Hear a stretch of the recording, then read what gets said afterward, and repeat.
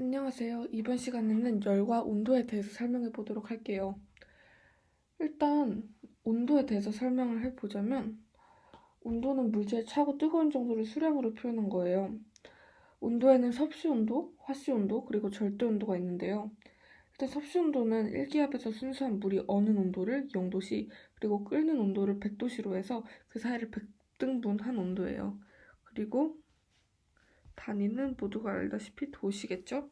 그리고 화씨 온도는 1기압에서 순수한 물이 어는 온도를 32화씨, 그리고 끓는 온도를 212화씨로 해서 그 사이를 180등분한 온도예요. 여기에서 단위는 이렇게 되겠죠. 그리고 절대 온도는 과학 분야에서 주로 사용을 하고 분자의 열운동이 멈추는 상태를 물체의 최저 온도인 0켈빈으로 하고 눈금 간격은 섭씨 온도와 동일하게 맞춘 온도예요. 여기서 0켈빈 이하로는 내려갈 수 없어요. 막 섭씨온도 이런 데선 영하 11도 막 이런 게 있잖아요. 절대 온도에선 0켈빈 이하로는 물체가 아예 그러니까 기체가 부피가 추워질수록 이렇게 분산되잖아요. 그러다가 딱 그게 사라지는 그 점을 0켈빈이라고 하는데 아무튼 그래서 0켈빈 이하로는 존재할 수가 없고요. 그리고 여기에서 단위는 켈빈 이렇게 돼요. 우리나라에서는 온도를 섭씨 온도를 사용해서 나타내고 미국이나 유럽에서는 온도를 화씨 온도를 사용해서 나타내요.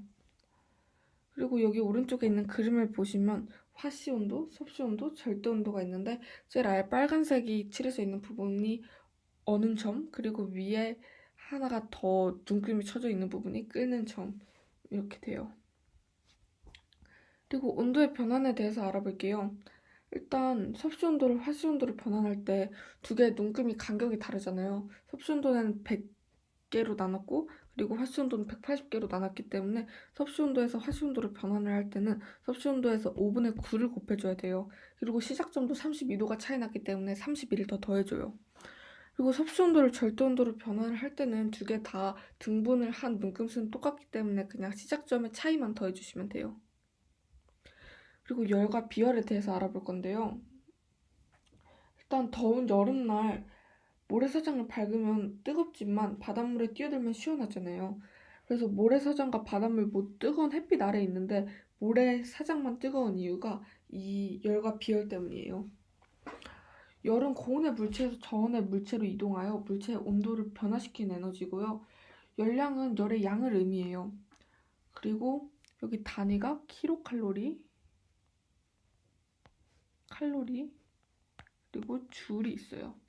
1kcal는 물 1kg을 1도씨 높인데 필요한 열량이에요. 그래서 1kcal는 1000칼로리죠. 열의 일당량은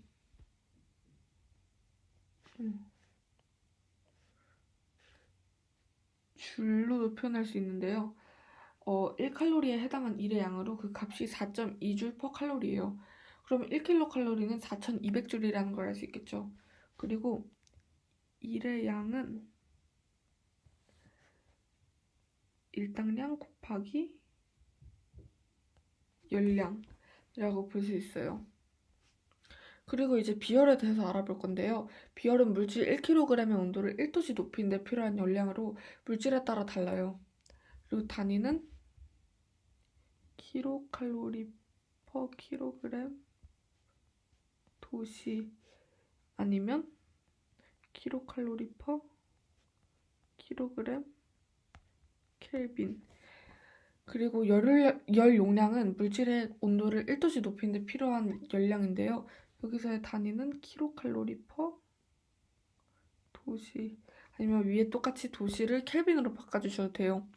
그러면은 열용량과 비열의 차이는 무엇이냐? 비열은 무조건 어떤 물체는 1kg의 온도를 높이는데 필요한 열량이에요. 하지만 열용량은 2kg이어도 되고 3kg이어도 되는데 그러면은 만약에 2kg을 높이는데 필요한 열량을 알고 싶다. 그럼 비열에다가 2kg만큼을 곱해주면 되겠죠. 그래서 이게 공식은 열용량 대문자 C는 비열 곱하기 질량 이렇게 아시면 되고요. 열량은 비열 C, 질량 M, 그리고 온도 변화 델타 T인 물질이 얻거나 잃은 열량을 이렇게 Q는 cm 델타 T로 나타내요. 그러면 여기 cm은 열용량이기 때문에 대문자 C 델타 T로도 나타낼 수 있겠죠. 그리고 이제 열평형 상태와 열량 보존 법칙에 대해서 알아볼 건데요. 열평형 상태는 고온의 물체와 저온의 물체가 접촉하면 열이 고온의 물체에서 저온의 물체로 이동하게 돼요. 시간이 어느 정도 지나면 두 물체의 온도가 같아져서 더 이상 열이 이동하지 않는 상태가 되는데 이를 열평형 상태라고 해요. 그러면 예를 들어서 일상생활에서 어떤 예가 있는지 알아보자면 뜨거운 물을 차가운 공기에 놔둬요. 그러면은 뜨거운 물이 점점 차가워지면서 그 공기와 온도가 맞춰지잖아요. 그걸 열평형 상태가 됐다고 말할 수 있어요. 그리고 이제 열량 보존 법칙은 외부와 열 출입이 없을 때 열평형 상태에 도달을 하는 동안 고온의 물체가 잃은 열량과 저온의 물체가 얻은 열량이 같아요. 그래서 열량은 cm 델타 t였잖아요. 그러면 두 개의 물체가 있고 여기 물체 1, 물체 2라고 하면 이 물체의 질량 그리고 비열을 둘 다 원으로 할게요. 그럼 여기서 바뀐 온도가 있겠죠? 그리고 여기에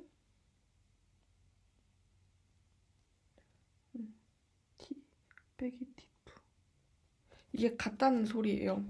그래서 두 개 물체 1이 있고 물체 2가 있으면 물체 1이 온도가 더 높다고 해볼게요. 그럼 물체 1이 잃은 열량과 물체 2가 저온이겠죠? 그럼 물체 2가 얻은 열량이 똑같다는 소리예요.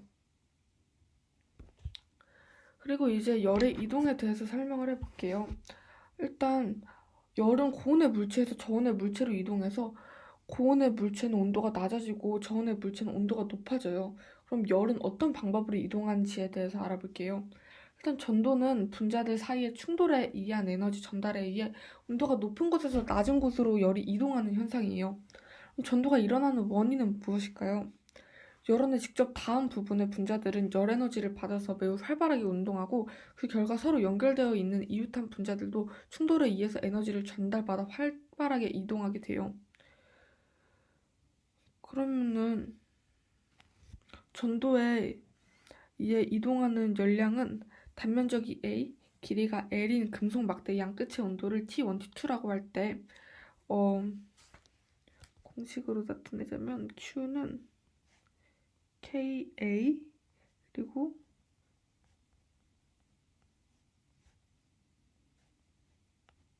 이렇게 돼요.